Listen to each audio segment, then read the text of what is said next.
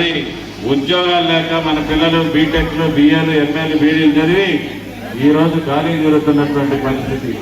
పేద బడుగు బలహీన వర్గాల పరిస్థితి అయితే సంక్షేమం లేకుండా ఈ ప్రభుత్వం పరిపాలిస్తున్నటువంటి ఈరోజు రాష్ట్రంలో రైతాంగం వ్యతిరేకత, నిరుద్యోగుల్లో వ్యతిరేకత ఉంది, దళితుల్లో వ్యతిరేకత ఉంది.